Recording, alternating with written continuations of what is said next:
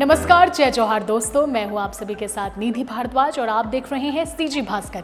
इसी के साथ हम शुरू करते हैं आज का स्पेशल न्यूज बुलेटिन, जिसमें हम आपको बताएंगे कि छत्तीसगढ़ समेत देश दुनिया में क्या कुछ बड़ा हुआ जो आपके लिए जानना जरूरी है। तो बिना किसी देरी के चलिए शुरुआत करते हैं। आज धनतेरस के दिन पूरा देश खुशियां मना रहा है। इस बीच प्रधानमंत्री नरेंद्र मोदी ने शनिवार को धनतेरस के अवसर पर पूरे देशवासियों को शुभकामनाएं दी और उनकी खुशहाली और समृद्धि की कामना की। बता दें कि धन त्रयोदशी, जिसे धनतेरस के नाम से भी जाना जाता है, हिंदू परंपराओं में दिवाली त्यौहार का पहला दिन है। इस मौके पर पीएम मोदी ने कहा कि देश में मेरे सभी परिवार के सदस्यों को धनतेरस की हार्दिक बधाई और शुभकामनाएं। इस पावन अवसर पर मैं सभी के सुख, समृद्धि और अच्छे स्वास्थ्य की प्रार्थना करता हूं। भगवान धन्वंतरी सभी पर अपनी असीम कृपा बनाए रखें। छत्तीसगढ़ के पूर्व सीएम भूपेश बघेल के बेटे चैतन्य बघेल ने ईडी की कार्रवाई और अपनी गिरफ्तारी को असंवैधानिक बताते हुए हाईकोर्ट में याचिका दायर की थी। उस याचिका को हाईकोर्ट की सिंगल बेंच ने खारिज कर दिया है। शराब घोटाले के मनी लॉन्ड्रिंग मामले में शनिवार को हाईकोर्ट में सुनवाई हुई। कोर्ट ने कहा कि जांच और गिरफ्तारी पर हस्तक्षेप करने का कोई भी उचित आधार हमारे पास नहीं है। कोर्ट ने माना कि ईडी की कार्रवाई कानून के तहत की गई है, इसलिए इसमें न्यायालय को हस्तक्षेप करने की आवश्यकता नहीं है।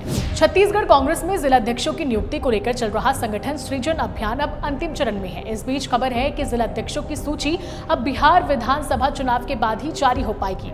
राज्य के लगभग 80% जिलों में चयन की प्रक्रिया पूरी हो चुकी है, जबकि बाकी बचे हुए जिलों में दीपावली तक ये काम पूरा कर लिया जाएगा।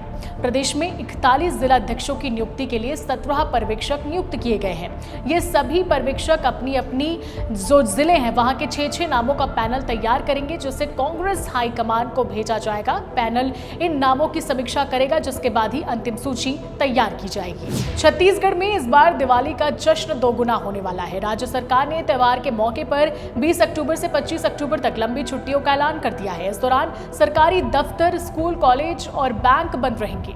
दिवाली का मुख्य पर्व 20 अक्टूबर को पड़ेगा और उसके साथ गोवर्धन पूजा और भाई दूज की छुट्टियां भी जुड़ जाएंगी। सरकार के इस फैसले से कर्मचारी और छात्र दोनों में खुशी की लहर है। सरकार के आदेश के मुताबिक 19 और 25 अक्टूबर रविवार होने के कारण स्कूल में कुल मिलाकर 8 दिन की लगातार छुट्टियां सभी को मिलेंगी। त्योहार का मौसम है, लेकिन रायपुर के जिला शिक्षा विभाग ने बड़ा आदेश जारी कर दिया है। अब कोई भी शिक्षक बिना कलेक्टर की अनुमति के छुट्टी नहीं ले सकेगा। वजह है लगातार बढ़ती शिक्षकों की अनुपस्थिति और स्कूलों में ढिलाई।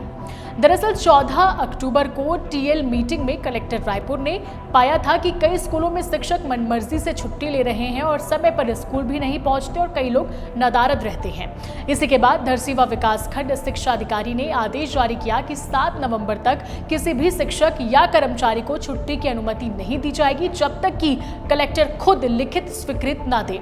अब हर शिक्षक को सुबह 10 बजे से शाम 4 बजे तक स्कूल में मौजूद रहना अनिवार्य होगा। नक्सल प्रभावित गरियाबंद जिले से बड़ी खबर सामने आई है। उदंती एरिया कमेटी के प्रमुख कमांडर सुनील ने एक पत्र जारी कर सशस्त्र संघर्ष को विराम देने और हथियार डालकर मुख्य धारा में लौटने की अपील की है।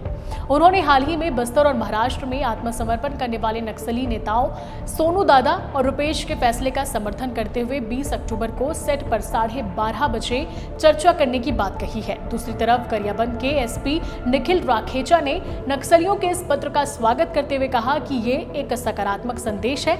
जो भी नक्सली आत्मसमर्पण के लिए आगे आएंगे, उनकी और उनके पूरे परिवार की सुरक्षा हमारी जिम्मेदारी होगी। बिलासपुर में एक चलती थार में अचानक आग लग गई। थार में सवार 2 लोगों ने समय रहते बाहर कूदकर अपनी जान बचाई। थार बीच सड़क पर जलती रही, जिससे शहर का यातायात करीब 1 घंटे तक बाधित रहा। घटना सिविल लाइंस थाना क्षेत्र के अग्रसेन चौक की है। जानकारी के मुताबिक थार सवार का नाम अभय लहरे है, जो प्रॉपर्टी डीलर का काम करता है। थार में अभय लहरे के साथ उसका दोस्त भी मौजूद था। फायर ब्रिगेड की टीम ने आग पर काबू तो पा लिया, लेकिन गाड़ी पूरी तरीके से जलकर राख हो गई है। बताया जा रहा है कि शायद शॉर्ट सर्किट की वजह से ये पूरा हादसा हुआ।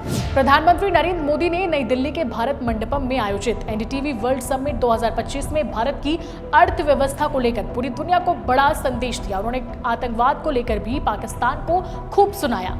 पीएम मोदी ने कहा कि भारत अजय हो गया है और उसकी अर्थव्यवस्था विश्व में टॉप 5 में पहुंच गई गई है। प्रधानमंत्री ने साथ में ये भी कहा कि ऐसे समय में जब दुनिया कई तरह की बाधाओं और गतिरोधकों का सामना कर रही है, अजय भारत की बात करना स्वाभाविक है। हम न रुकेंगे, न धीमे होंगे। 140 करोड़ भारतीय पूरी गति के साथ आगे बढ़ेंगे। पाकिस्तान और अफगानिस्तान के बीच चल रहा तनाव कम होने का नाम नहीं ले रहा। शुक्रवार को इस्लामाबाद और काबुल के 48 घंटे के सीज फायर को आगे बढ़ाने की सहमति के कुछ देर बाद ही पाकिस्तान ने अफगानिस्तान पर एयर स्ट्राइक कर दिया।